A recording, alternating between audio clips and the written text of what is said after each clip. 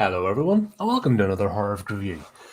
Well, I'd shown you the pictures earlier on the week. I managed to pick up a few random DVDs and Blu-rays, so here's me going through them. I had actually put off watching this one because I'd heard but we'll have the wee doggy, and I'm like, nah, I don't want to watch that. So I think enough time's passed. I'm like, okay, let's do this. Got the two, one and two, so I'll do the second one tomorrow or start of the week, something anyway. But yeah, this was written by Wes Craven, wasn't directed by him for some reason. This is right slap bang in the middle of the sort of torture porn area, and you see a lot of that in it. However, it's more survival horror than anything else, a bit like Deliverance, except it's in the middle of the desert and it's pure horror rather than suggested. The original, I didn't, I'd forgotten this was a remake. The original was banned, and Wes Craven actually directed the original. It was banned. He had like 2 or 3 goes to try and get it released, and I don't think this one was too far behind it. It's also got a very, because of the setting and the location, it's very sort of Texas Chainsaw Massacre. You've got the body horror, you've got a bit of the torture porn in there, you've got survival, bit of a mixed bag. Not a bad story actually, to be honest. It's basic, stays to the point, doesn't try to overcomplicate things. It's a popcorn flick at the end of the day, and it's designed to make you go, ugh, that's the whole point of it. So to start off, we've got the family. Strange family dynamic going on here. We've got a family traveling, and they've got the pickup truck and a caravan behind it, and they're going from Cleveland to San Diego. So they're like, don't know where Cleveland is. Where's Cleveland? It's a big distance anyway. You've basically got the entire family. You've got the mother, the father. There are 3 kids, one who's old enough and married. So you've got her and her husband and their young baby. They've also got two dogs and a couple of lovebirds in the back in the cage. All in this little, the American trailers, the elongated caravan things. Strange setup because who's the husband? I'll not lie. I don't know half of these characters' names. There's like a whole ton of characters and stuff, and it's not Bobby. Is it Doug? Anyway, doesn't matter. The husband, we'll just go with that. He's complaining because why didn't the fly? It's the Bob and Ethel's silver wedding anniversary. So strange bloke. I know how we'll celebrate. We'll go traveling like with a baby and animals and kids along the desert really uncomfortably for absolutely no reason whatsoever. And I can't remember why they're going to San Diego. They just said they're going there, but they don't say why. It's part of their holiday, I suppose. Bit of a weird setup, but obviously we've got to put them in the car. We've got to get them stranded. So the plot needs it. Let's do it. Yeah. So we start off, and of course the petrol station. They meet the lone petrol station in the middle of nowhere. Now, what we've had before is a wee bit of a premise. The guy who runs the place is screaming out into the, going around with a shotgun and screaming out, "Not doing it anymore. I'm quit. I'm out." And he turns back and they've sneaked and left a bag of stuff. And when he opens it up, it's all jewelry and electronics. And we see inside one of them burger wrapper things, he opens it up and there's a severed ear with a load of earrings. So we could tell that these people are getting, killed and robbed, and he's facilitating that. We don't see the bad guys yet, that's obviously the reveal. But yeah, starts off that. So we've already got the setup that he's instrumental in leading people astray, and bad things happen to them and go disappearing. There's a wee bit too much show and tell in this. We'll get it, but he has the newspaper clipping, you know, the generic trope. It's not a horror trope I absolutely hate, is the newspaper clippings everywhere. So instantly you're looking suspicious. You know, he's got them, you know, nuclear test site. And we've seen that bit of thing at the start, you know, during the intro credits. So the whole thing is it's been a nuclear testing site, which the American government denies, but they did it. One of those type of movies. And so he's done that, and then people missing. So straight away you're told the whole story, and that we'd already kind of figured it out with the opening scene, so we didn't need the newspaper clippings as well. It's just a wee bit too much. It's kind of disrespectful to the audience. It's like, yous are dum-dums, so I'm going to paint a picture for you because yous can't figure out things. I don't like that. You know what I mean? It's a wee bit too much on the knuckle. It's like, leave a bit of the, okay, what the hell happened here? You could figure it out. You know, when you see the mannequins and stuff, you know, when you see the town itself, you can figure out what's happened. You don't need it spelt out. And it's not the first time. Like, we see these newspaper articles a couple of times during it, and it's just like, why? But there you go. So we've got family rolls up, and of course, Bob, the guy's doing the you know, really hate when people do that, honking the horn, you know, before even knocking the door. Come on, man, where are you? And all that. These are the most stereotypical characters you're going to meet, by the way. Like, straight out of the mold. And that weird accent they do. The inbred one. It's. But anyway, yeah, he's honking. So the petrol station guy shuffles on out. Deals with him. One of the dogs. I mean, he goes around to the back of the trailer, and the two dogs like, you know, with one of them gets out. They're called Beauty and Beast because, yeah, it's kind of a foreshadowing because there's like, you know, every time you open the door, the dog is out and nobody twigs on to look. Yeah, but the dog Beauty goes into the house. You know, it's all amped up. It's strange because why the dog goes into the petrol station, the bit where he's living, and it's barking out the window. And what's her face, the oldest daughter, follows the dog in and sees all that stuff, and like, not suspicious. But the dog straight goes into the place to bark out the window instead of actually investigating, especially when there's a bit of meat there, you know, in terms of the ear. It would have been, you know, I don't know, the dogs know fine rightly when they've got the scent of something, they'll go for it just to even worry it and investigate it. Doesn't do any of that. Yeah, it's all a setup. It was a bit of a pointless scene because at the end of the day, she goes in, she sees it all, but she doesn't tell her father or anybody, and it kind of just goes along. So there's too much of that. You know, that's my complaint about this movie. There's too much of that show and tell stuff, and there's no need for it. It's like, let the, you know, we've already got the setup. Let them be innocent bystanders, if that makes sense. And then this is where she goes in and sees the stuff. She brings the dog back out. He gives him that weird look, and then that's when he decides he's going to send them to the hill people. And that's where he said, "Well, it's not on the map, but if you go left, blah blah blah, I'll cut you off 4 or 5 hours." Yada yada yada. So the setup's there. There's some good practical effects in this, good visuals. One in particular is they set off then, and that's what gets me because she doesn't tell anybody. Puts the dog back in the caravan thing, and she doesn't go up because obviously the father like, come on, let's go. You know,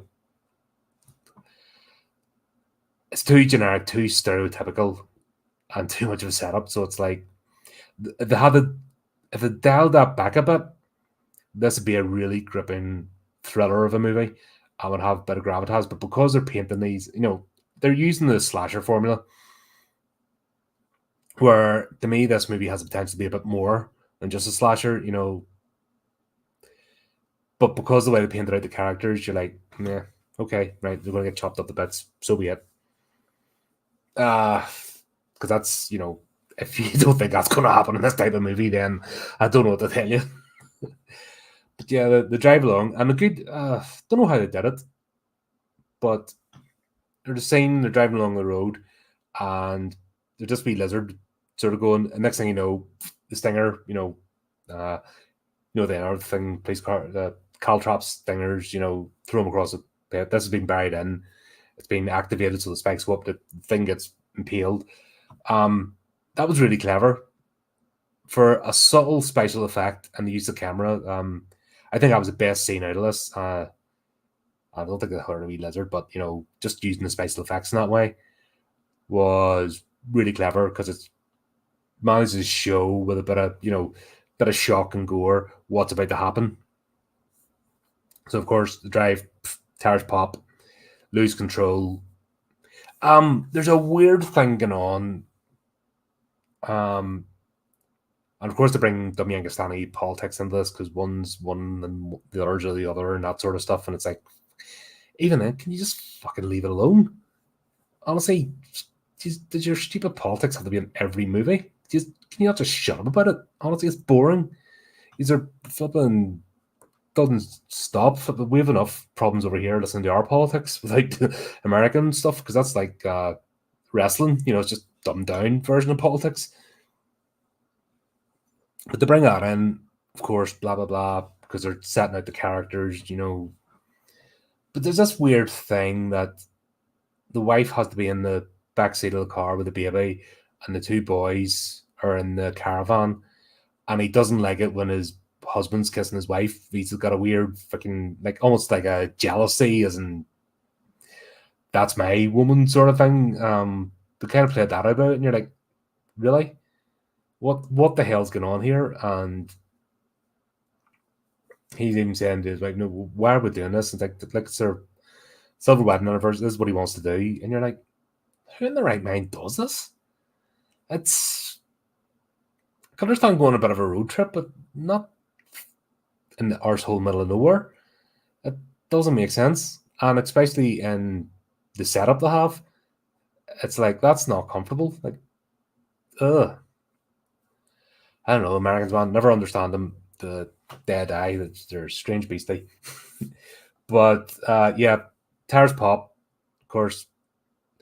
Straight in the rock, car gets smashed up, and then they're like, what do we do? What do we do? And start sort of trying to get themselves set up. The next daughter, the younger one's a bit annoying. She's just brat.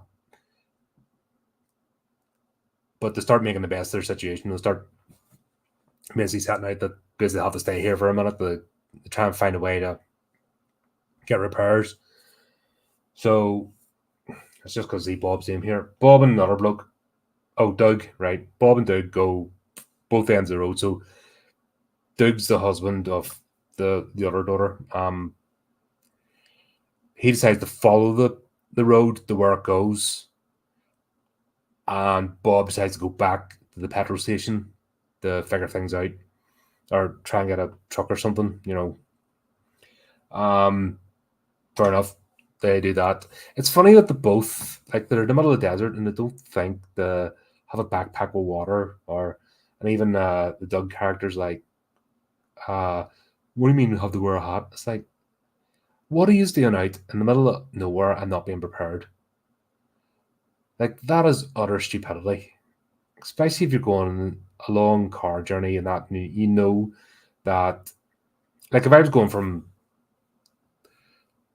anything more than outside the city limits, if I knew I was traveling somewhere, I'd have stuff in the boot and everything, just even a car. But if you're actually planning, like, long trip, you got to be prepared for punctures and accidents and stuff. You're going to get separated from the car. I just don't get the whole, oh, I'm just going to walk up here in my shirt, out in the middle of the freaking desert, and they're already complaining about the air conditioning not working properly. That was the whole thing. So they know it's uncomfortable and hot. Maybe that's why I didn't have the baby in the back, because the air conditioner wasn't working. But we got that sorted out. But it's like, if you know it's that uncomfortable and you friggin' load up with water and all sorts, and then there's a whole thing about guns. Bro, why you like guns? I don't like guns. Make you feel, and the wee kid's like, it'll make you feel powerful, and just this dialogue was cringe. And once again, it's just Americans. They're bringing their issues into movies, so whatever. Things that got kind of take you out of it, because I don't know if it's deliberately set so that you're unsympathetic towards the characters. And I've talked about this a lot. It's a feeling in horror that, for some reason, think if it's going to be slasher, gory, then you're not allowed. You're meant to not like the characters. I think they've got that fear of, if you get invested in a character and then something bad happens to them, you're going to be that upset and traumatized, that it's going to affect your life. I don't get that attitude, especially if you're this is a horror movie. You know what you're going to watch. The minute somebody says it's a horror movie, you know what line is taken. You have a good idea. So this whole thing that you have to make a character unlikable and unrelatable so that you don't mind when things happen to them is ridiculous. They even did it with the dogs, to be honest, because they had the dogs barking. They weren't showing them as loved pets, if that makes sense, until the thing happened. So you're like, what the hell? It's just this whole fear. But the gravitas is, if you want to have impact, then you got to have characters. And that's it. You have to have relatable characters. This two-dimensional, that'll pop up target that falls down till we get to the end. You're like, guess who? They'll find out who's going to live and survive the end of the movie. It's cheap. It's, what's the point of putting all the effort into special effects, locations, if you're not going to do the simple thing of have decent characters that get you invested in them, and then you get more of an impact for less money, if that makes sense, just with a bit of characterization. But that's just my thing. You probably notice I don't watch too many of these type of movies. I enjoy them, I don't mind. They're a popcorn flick at the end of the day. But just a few tweakings can make them so much more. And I think that's why I kind of get disappointed, especially the generic ones, generic cinema release ones. It's like, okay, you know exactly what you're going to get. An entire committee has got involved in making these movies and watered it down. But yeah, this is all going on, and then of course they're all sitting outside. Middle daughter's being a brat again. Sticks her feet up on the table when they're having food, and it's like, what the hell is wrong with you, you creature? I know the mother tells her off for it, but it's like, why would you even think that? She's cutting about sunbathing and stuff, and then the big dirty pair of calves up in the friggin' when there's food about it. You're like, what the? But then, of course, she goes, opens the door, and Beauty gets out, and that's the whole thing. Like I said, I'd read this before when this movie came out, and even the original one, I'm like, nah, don't want to do that. And sure enough, dog runs off. You hear, arr, that makes me want to wipe out entire villages of people. Just the sound. It's funny. I can hear baby crying, be like, nah, whatever. Yeah. I hear an animal in distress. Oh God, I'm like, who's doing that? You bastards. I suppose each their own, but it's like, that's the worst sound ever, is a dog yelping. Just hate it. But sure enough, Beauty gets taken care of. They're hunting, but it's once again, is this whole thing. Are these a hunter-gatherer tribe? Are they sadists? So that, this is where, for the sake of causing shock, they leave logic behind. Because the dog is just left out, it's gutted. So it's like they've killed the dog, they've got it, they eat it, but they've only done parts of it. Where if you know any hunter-gatherer tribe, if this is what they're supposed to have evolved into, every part, if you hunt an animal, every part gets used. And if you're in a place, especially like in the middle of a desert, where food, for example, is scarce, and if that's the extremes you're going to, then everything, that thing gets disappeared, and every bit of it, the guts get rendered down. That's things like black pudding all get made. Yes, pelts, you name it. So there's a viciousness, there's a glee in what they're doing. So it's not like out of necessity. They're doing it because they enjoy it, and that's where you can't have any sympathy for the hill people. You see this and you understand that they're just doing it for banging this wee the wee guy, the youngest boy, runs about and he discovers beauty, and then he freaks out and trips, and then we meet this wee girl.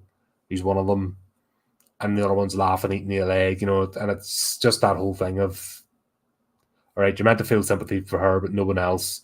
It's not being done out of necessity. God, there was a dumb movie. What was it called?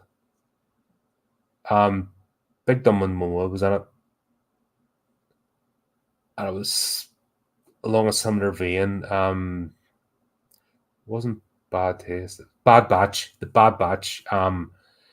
Where they've done the similar thing with people, but there was more of an organized tribe, and it wasn't just bits left all over the place. Everything was utilized, and actually cut off. The whole thing was to cut off a girl's leg, and they were roasting it and stuff. But she was kept alive because obviously they were going to finish her off.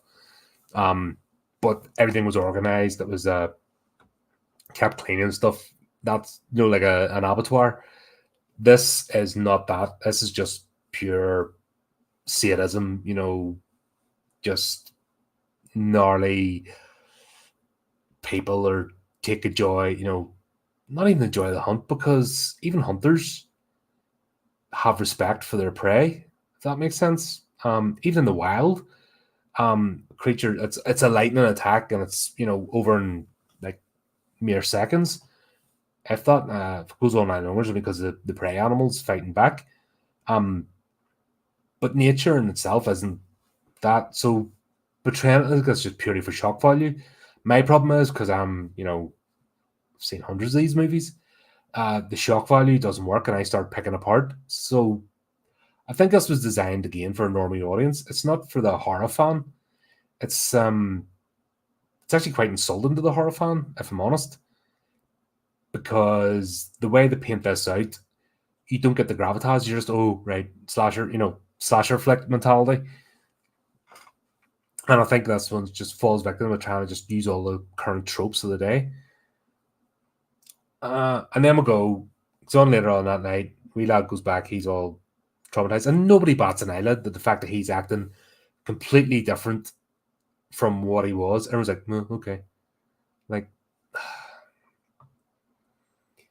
it doesn't matter, because he could have warned them, he could have told them, they could have all been like waiting and not being a bit of difference. That would have been more frightening. If that makes sense. Even if they were prepared, knowing something bad is out there, and then at night time when they come, they're still not prepared.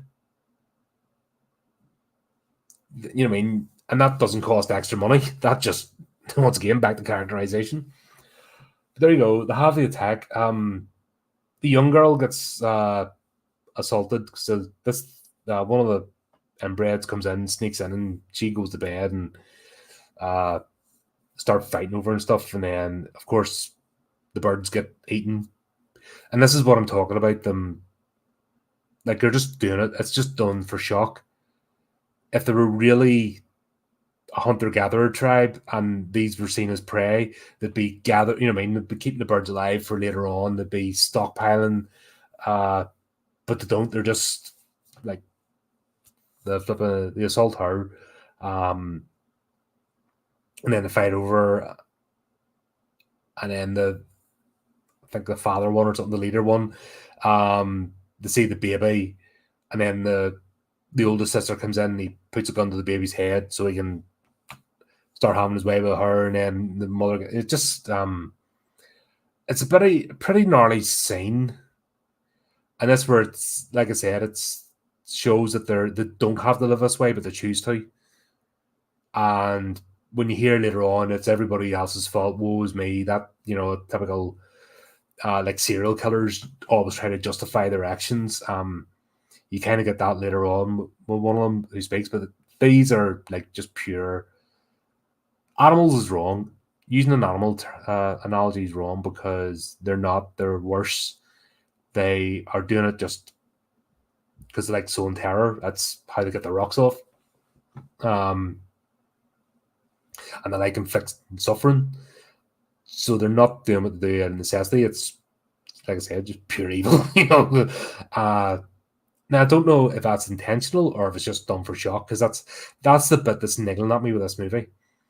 It's a case of, have they just dumbed it down and went for like the shock sort of scenes in lieu of the narrative, or is that the narrative that these are genuinely like twisted evil folks who find out, it stayed behind your nuclear test, but they were told, they were warned, but they decided not to, they knew better, sort of thing. And then they're blaming everybody else for their predicament and then lashing out. I don't know. It's a difficult one. Maybe I'm reading too much into it. I don't think the movie's designed to be that thought provoking. If that makes sense. I think it's just meant to be, whoa, here's some shocking stuff. Here's body parts. Here's people, getting lured off the beaten path. Here's what could happen after a nuclear test.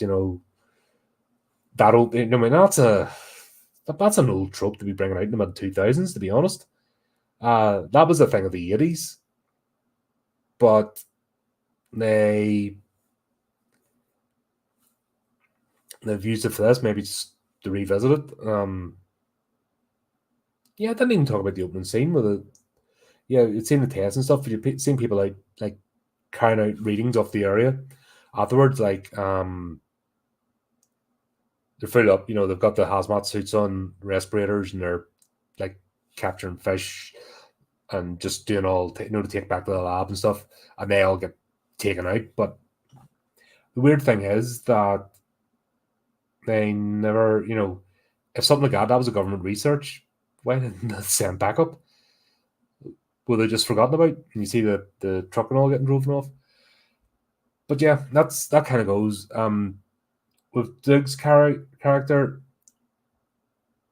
we'll go to him first because he reaches the end of the road, and we find out it just goes in a big crater.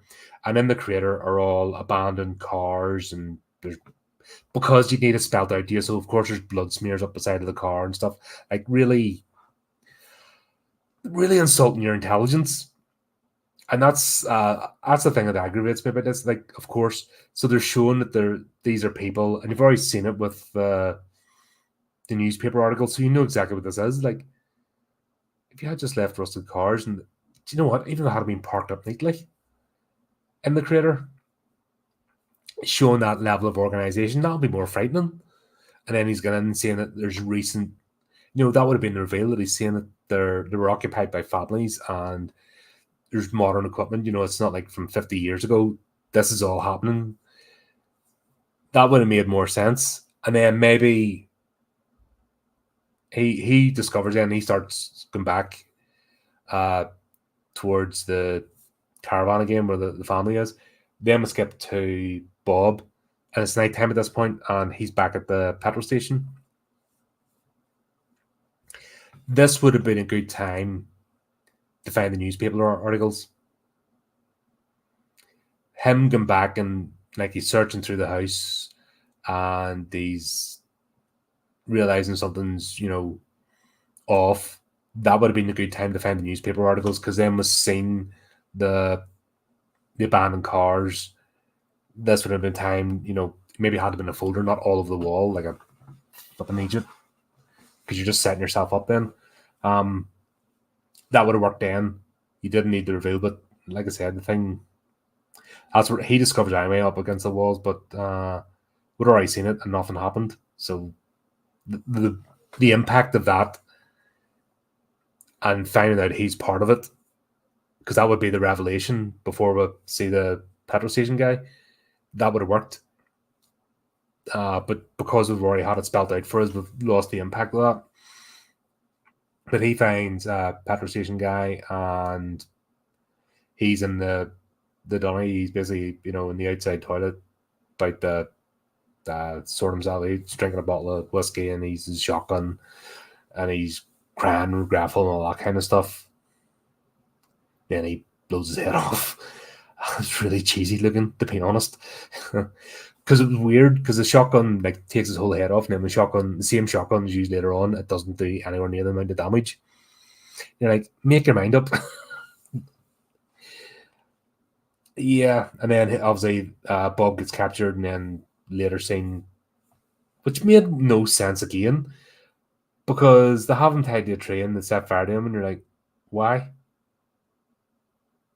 So these aren't strictly cannibals. They're doing it because they get off on it. If that makes sense. They're not doing it because they need to.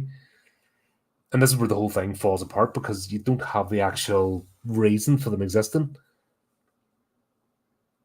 And if they're just hunting people, they're just hunting people. But it's, yeah. Like I said, I think it's just done for shock. The more I think about it now, it's just, this isn't a movie to think about. But that's when the main sort of attack happens, and they come in, the baby gets stolen. Like I said, we're cut back to that scene because it's happening all sort of at the same time. So it's like cut back to where Bob got them in the trailer. We've seen that the other guy's coming back, Doug's coming back. It all happens, and then that's the big thing. Then obviously the mother gets killed, the older daughter gets killed, so that just leaves the two younger ones.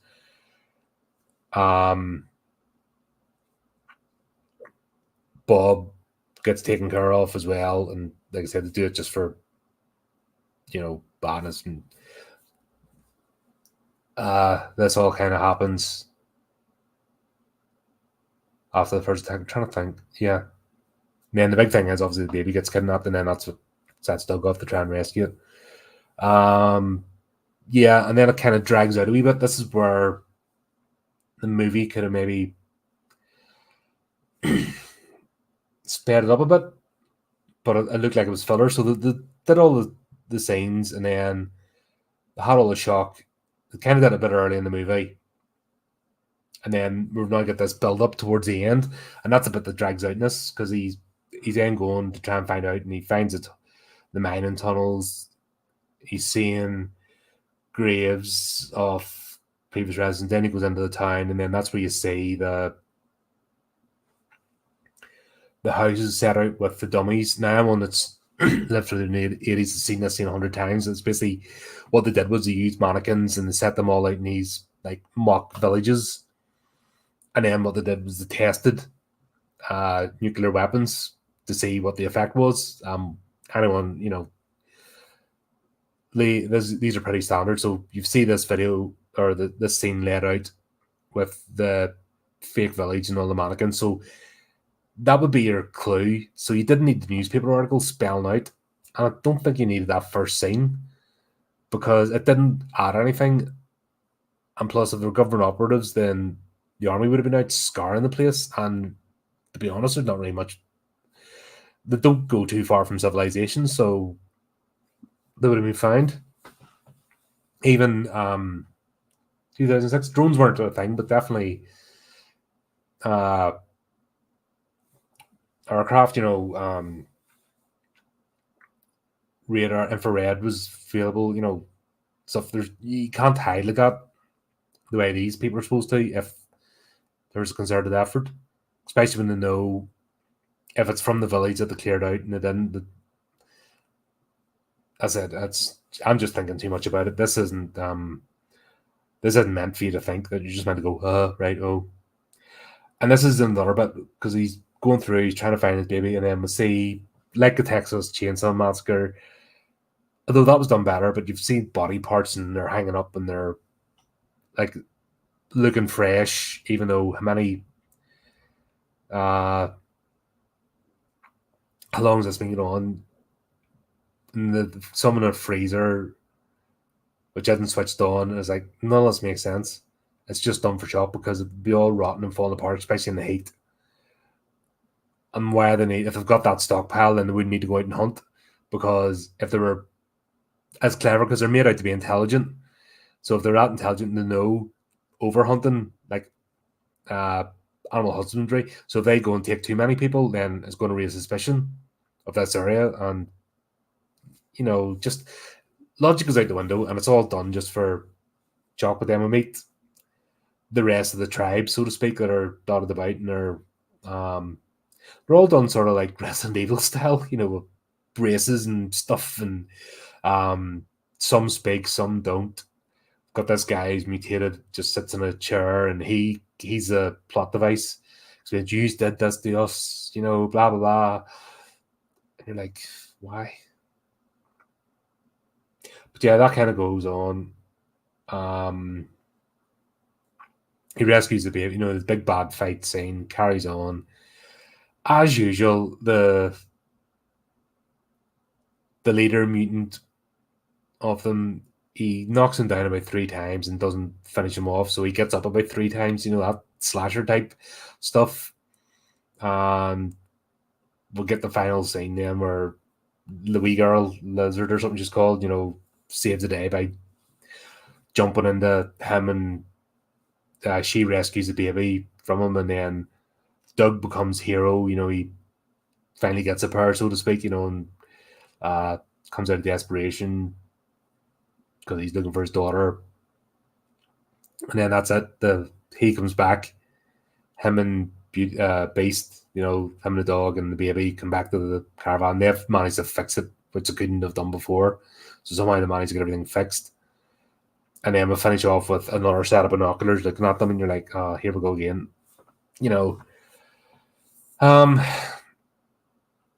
This could have been brilliant. There was elements here to make it proper as possible, but the problem is they went too much in the shock factor, and shock for shock's sake. Like that's what that's what I don't like about torture porn stuff, because it's just shock for shock's sake. So there's nothing really there. What really unsettles you is, could this really happen? Now, if it's all like properly organized, functioning tribe of people who are mutated, like I'm thinking the Angel Gang and 2008 Judge Dredd, like the Angel Gang, that's what's the parallels I draw here with this lot. They're organized, they're criminals, but they also indulge in cannibalism. But they're nomadic, so they move around and they keep their bases hidden and stuff, so they don't spell it all out. But this lot just spelled out. I don't understand how it hadn't been caught. It's basically like anyone with a bit of sense, mutation or not, would know things with official suits, biohazard suits and stuff. They're maybe leave them alone because someone's coming after you, but apparently not in this. So yeah, the not using the logic, the effects are good. The practical effects, some of it's dated, a lot of it's quite good. The use of the location and stuff is quite good. I mean, visually it's a cool movie, but that's it. It's just a visual spectacular. It's nothing actually of substance, and it only needed a few tweaks and dialed back a bit in certain locations, and it would have been brilliant. But there you go. There's that one. I will watch the second one, saying I've got the Blu-ray for it, so might do that tomorrow or Monday. But there you go. Let me know if you watch this. Let me know what you think. Hope you enjoyed the review. I'm going to be on Dragonlance Saga's channel in a couple of hours. We're nearly there with When the Black Roses Bloom. So big cool adventure. So until next time, do the type of things. Keep up the channel and keep it creepy. Keep it horrific.